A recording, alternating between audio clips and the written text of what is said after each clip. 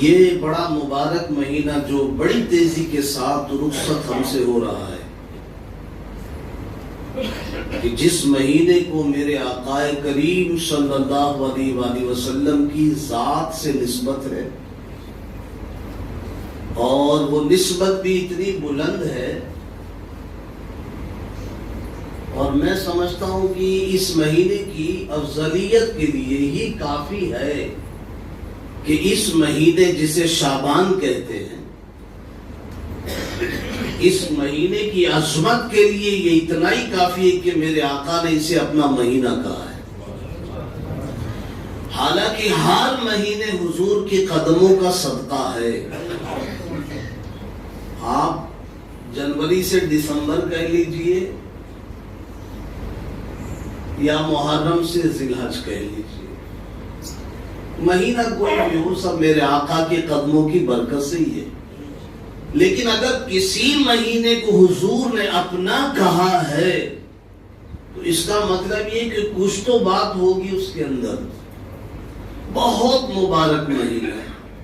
غوث پاک نے خالی اس مہینے کے حروف سے جو پردے اٹھائے ہیں نا، اس کو آپ تک پہنچانے کی کوشش کرتا ہوں کہ بھئی جنہوں نے اس مہینے کو سمجھا ہے، کیونکہ غوث پاک صرف اللہ والے ہی نہیں تھے بلکہ ولیوں کے سردار تھے۔ اللہ والا ہونا اور ہے، اللہ والوں کا سردار ہونا اور ہے۔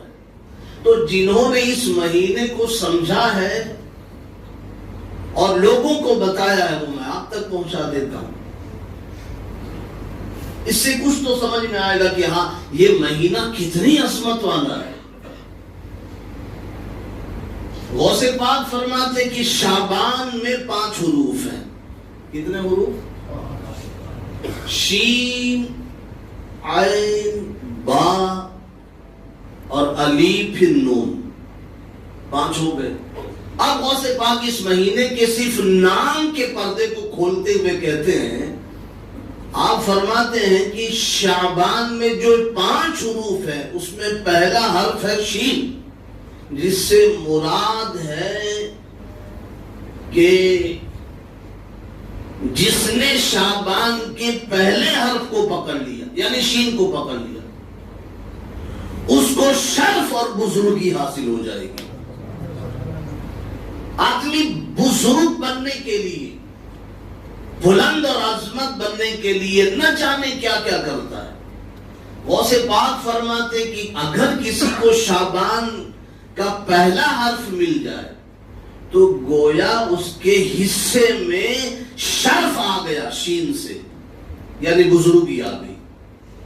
اور اگر کسی کو عین مل جائے، یعنی یہ حروف میں اللہ والے دعوت کس طرح دے رہے ہیں، شین سے شرف مل گیا، اور اگر کسی کو عین مل جائے، شعبان کی عین، تو فرماتے اسے علو مل جاتا ہے۔ علو کے معنی ہوتے بلندی، یعنی بزرگی بھی مل گئی، بلندی بھی مل گئی۔ اور پھر آتا ہے با۔ غوث پاک فرماتے ہیں کہ جسے شرف مل گیا، علو مل گئی، بلندی مل گئی، تو پھر اسے بر بھی مل جاتا۔ با سے بر، بر کے معنی ہوتے بھلائی، بر کے معنی ہوتے احسان۔ اور پھر فرماتے ہیں کہ اگر کسی کو شعبان کی با کے بعد الف مل جائے، شعبان میں الف ہے، تو فرماتا ہے اس کا مطلب یہ الفت، یعنی اگر کسی کو شعبان کی الف مل جائے تو مطلب یہ کہ اللہ کی الفت کا جام اسے مل جاتا ہے۔ اور پھر آخر میں آتا ہے، جی ہاں حاضر رکھیں دماغ، آخر میں کیا آتا ہے؟ نون آتا ہے۔ تو غوث پاک فرماتے ہیں کہ اگر کسی کو شعبان کے آخری حرف کا نون مل جائے تو اسے اللہ کا نور مل جاتا ہے۔ نور سے مراد نور ہے، یعنی اب جلدی جلدی اس کو آپس سے کنکلوڈ کریں۔ شعبان میں 5 حروف ہے، جس سے یہ مل گیا اسے شرف مل جائے گا، اسے علو یعنی بلندی مل جائے گی، اسے بر مل جائے گا یعنی نیکی مل جائے گی، اسے الفت یعنی اللہ کی محبت مل جائے گی، اسے نور یعنی اللہ کا نور مل جائے گا۔ اتنی برکتیں رکھی ہیں جبھی تو غوث پاک نے فرمایا، بس اشارہ دے دیا۔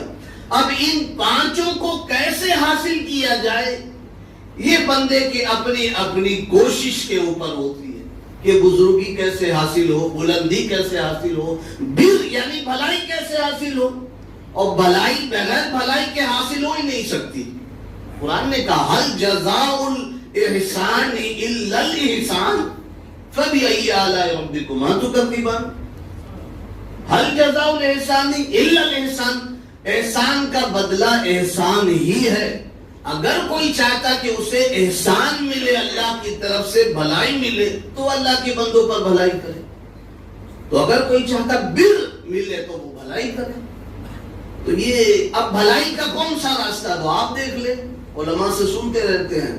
پھر الف سے الفت الہی یعنی اللہ کی محبت کیسے ملے گی، وہ بھی علماء بیان کرتے ہیں۔ اللہ کا نور کیسے ملے گا، نور سے۔ تو یہ شعبان کے 5 حروف غوث پاک نے فرما دیا۔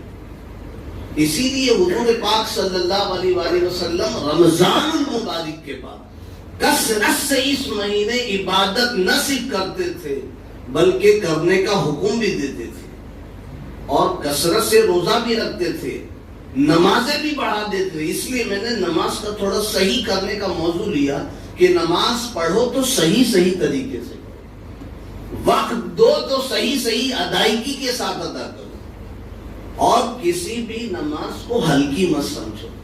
فرض تو فرض ہے، فرض تو بہت اعلیٰ عبادت ہے۔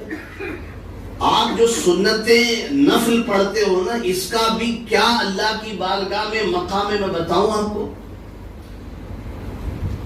دیکھو اللہ تعالیٰ کی رحمت ہے نا، بندوں کو صرف میں جو حدیث پاک ابھی پڑھ کے آ رہا ہوں نا، اس میں ایک بات اور اچھی طرح ایمان تازہ ہو جاتا ہے کہ اللہ کی رحمت ہمیں بخشنا چاہتی ہے۔ بس حقیقت میں جب یہ حدیث پاک پڑھ رہا تھا، میرے روک کے کھڑے ہو گیا، اللہ تو کتنا بڑا کریم ہے۔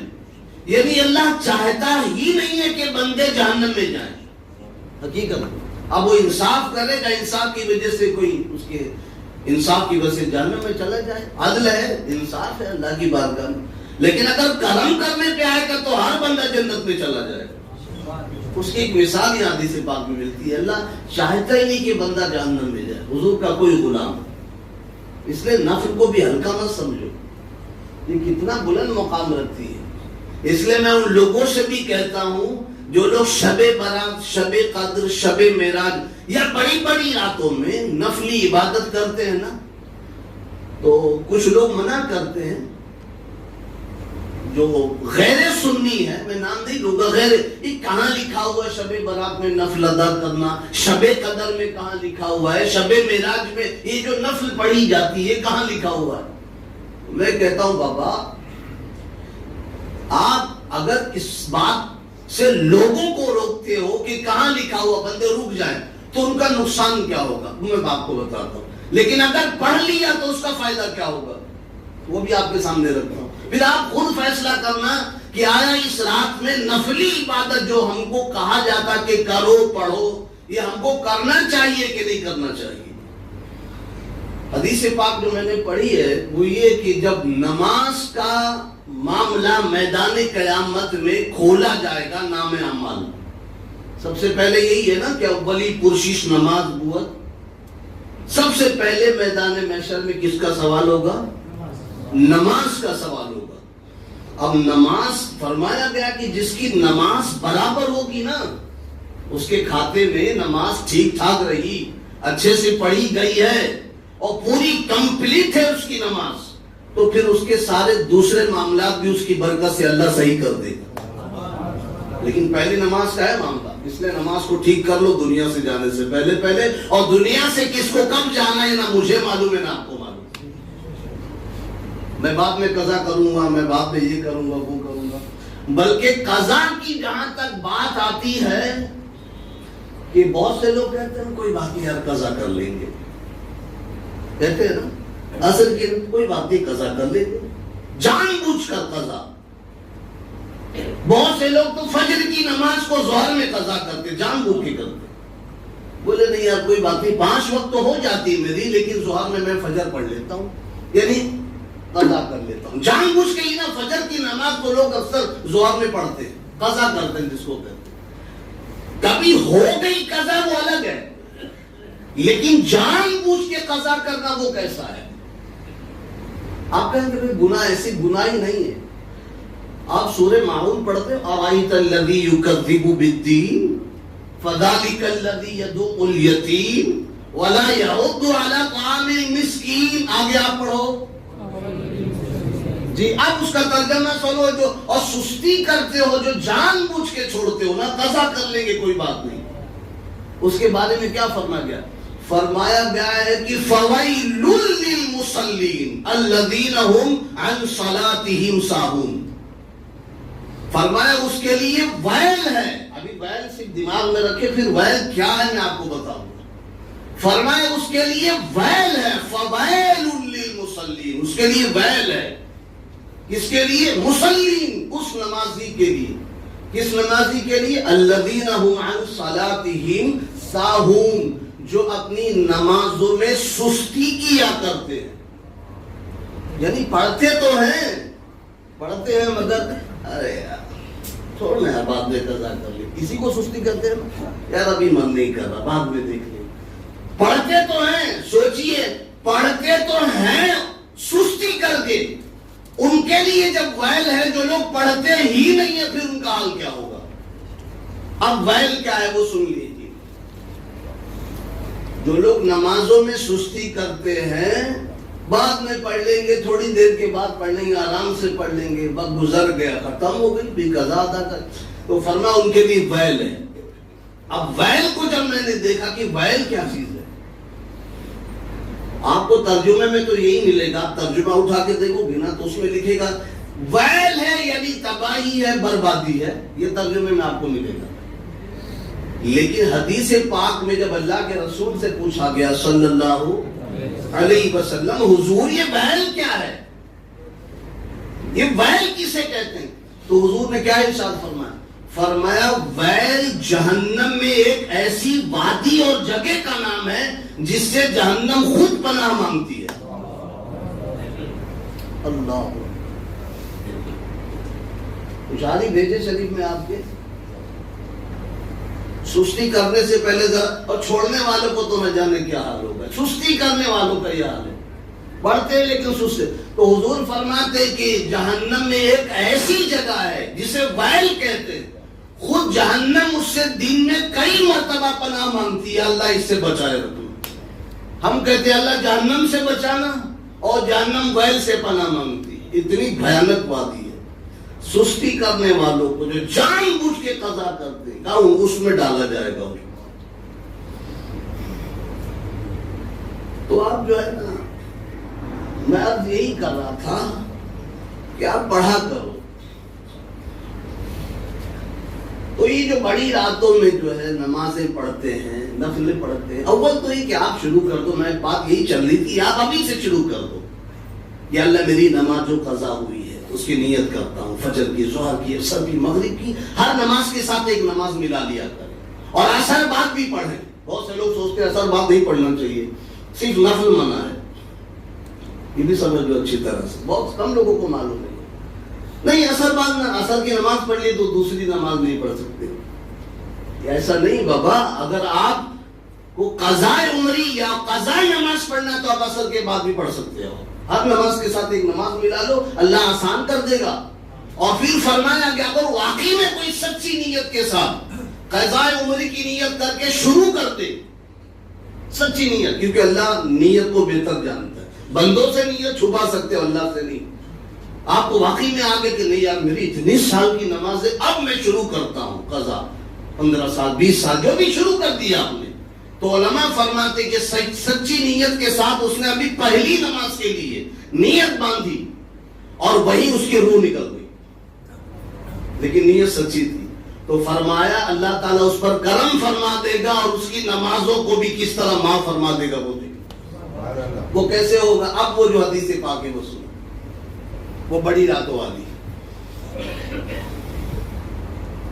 قیامت کے دن جب میزان عمل تولا جائے گا تو سب سے پہلے کس کا سوال ہوگا؟ نماز کا. یہاں سے بھی بات راؤنڈ جو آپ کی کام کی تھی بولتے ہوئے یہاں پہنچا رہا ہوں پھر سے.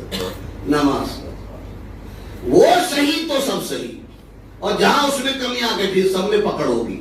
یعنی نماز کی برکت اتنی ہے کہ اگر وہ صحیح ہو گئی تو سب معاملات آسان ہوتے چلے جائیں گے, اور جہاں اس میں کمی آئی پھر سب میں پکڑ ہوگی. اسی سے اندازہ لگا لیجئے کہ اگر آپ نے بھی یہاں نماز صحیح کی تو آپ کا ہر معاملہ یہاں آسان ہوتا چلا جائے گا. جب قیامت میں آسان ہو سکتا تو یہ نہیں ہوگا. اب جو میزان عمل تولا جائے گا, بندے کو لایا جائے گا, نماز اس کی پوری نہیں ہے. اللہ فرمائے گا فرشتوں اس کی نماز فرض پوری نہیں ہے, یا اللہ پوری نہیں ہے, تو اس کے نفل کو دیکھو. اللہ کیا فرمائے گا, اس کی نفل کو دیکھو. اب فرشتے کہیں گے اللہ ہاں اس کی نفل تو بہت ساری ہے, شب برات ہے, شب معراج ہے, شب قدر ہے, اور بھی دوسرے دن ہے. نفل آپ نے پڑھ لیا, تحیت المسجد ہے, تحیت الوضو ہے, وغیرہ وغیرہ پڑھا نا آپ نے. فرشتے کہیں گے اللہ فرض تو کم ہے, نفل تو بہت بنادر اس کے کھاتے میں رکھی ہوئی ہے, تن و من کے حساب سے ہے. تو اللہ فرمائے گا فرشتوں ایسا کرو, اس نفل کو اس فرض سے بدل ڈالو. یہ حدیث پاک ہے, آئیے کبھی بھی آپ دیکھ لیجیے کیا ہے. حدیث پاک فرمایا کہ فرشتے کیا کریں گے, اس نفل کو فرض نماز سے بدل ڈالیں گے. اللہ پوچھے گا فرشتوں آپ دیکھو, فرشتے کہ یار لاکھ برابر کاب لے کے جاؤ اس کو. یہاں کھڑا تھا ابھی فرض کی نیت اور وہ نکل گئی اس کی قضا کے لیے, دیکھی جائے کہ اس کی نماز ہے. تو ہلکا مت سمجھو اس کو. تو نمازیں ٹھیک ٹھیک کر لو, ٹھیک ٹھیک طریقے سے پڑھو. اور میں نے کہا تھا نا کہ نمازیں اس میں بہت ساری حکمت ہے, تعداد رکعت میں بھی حکمت ہے. جیسے میں نے کہا تھا نا کہ 5 ہی کیوں ہے, 6 کیوں نہیں, وہ آپ کو جواب اس کا. تعداد رکعت میں بھی حکمت ہے, اس کو بھی سن لیں تھوڑا جلدی جلدی. آپ 2 ہے, 3 ہے, اور رکعت اتنی تو ہوتی ہے نا, 5 تو ہوتی نہیں, 6 تو ہوتی نہیں ہے, 1 یا 1.5 تو ہوتی نہیں ہے, 2, 3 اور 5, 2, 3 اور 4. اب یہ جو ہے یہ کیوں ہے, علماء بیان فرماتے کہ جب اللہ نے فرشتوں کو بنایا تو کیا کیا, اولی اجنحۃ مثنی و ثلاث و رباع.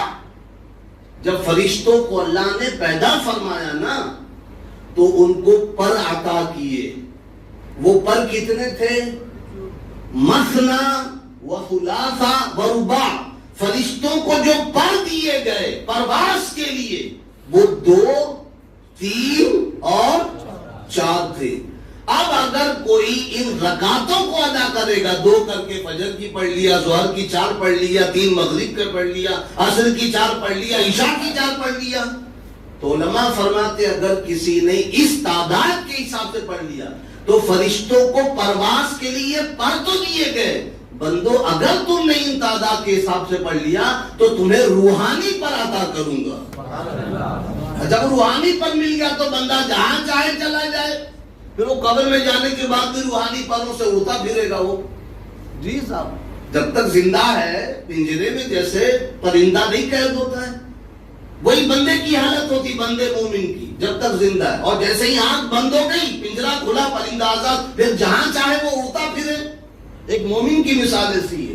تو فرمایا اگر کوئی ان تعداد کے حساب سے پڑھے گا نا تو فرمایا اس کو روحانی پر اللہ عطا فرمائے گا. اور دن بھر میں 17 رکعت ہے نا جی, چلو پھٹافٹ گنو تو 2 فجر, 4 کتنی ہوئی, 6 عصر کتنی ہوئی, اور 3 کتنی ہوئی, اور 4 کتنی ہوئی, کتنی ہوئی, سب ملا کر کے 17 ہو گئی. وتر بھی جوڑ لیں آپ, اس میں وتر آپ بھول گئے, پھر سے کاؤنٹ کر لینا. میں کاؤنٹ کا بھی وقت نہیں ہے, پھٹافٹ آپ دیکھ لیجئے گا. 2, 4, 4 ہاں ہے نا, دیکھیے 2 فجر کتنی, 4 ظہر کتنی ہو گئی, 6 ہو گئی, اور 4 عصر کتنی ہو گئی, 10, اور 3 مغرب 13 ہو گئی, اور 4 فرض کی. فرائض کی بات چل رہی ہے کہ اگر کسی نے اچھا 17 ہو گئی نا، 17 ہو گئی. اب فرمایا گیا کہ اگر کسی نے ان 17 نمازوں کو پڑھا، فرائض کی بات ہے، فرائض کی اگر کسی نے پڑھا وقت پر، تو فرمایا کہ شب معراج اللہ تعالیٰ نے اپنے محبوب صلی اللہ علیہ وآلہ وسلم کو انہی تعداد کے حساب سے زیارتیں عطا کی تھی.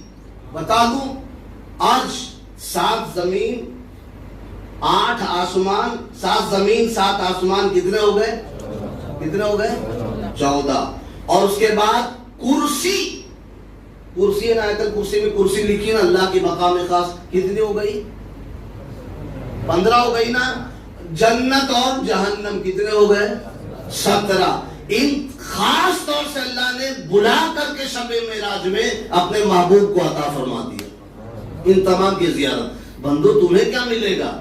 نبی کو معراج میں ان 17 چیزوں کی زیارت عطا ہوئی، تمہیں میں روحانی زیارت پرواز کی عطا کرنے کے ساتھ ساتھ اگر تم نے 17 رکعت پڑھ لی تو میں تمہیں کیا عطا کروں گا؟ میں تمہیں اپنا قرب عطا کروں گا. کیونکہ معراج کس کا نام ہے؟ معراج قرب الہی کا تو نام ہے.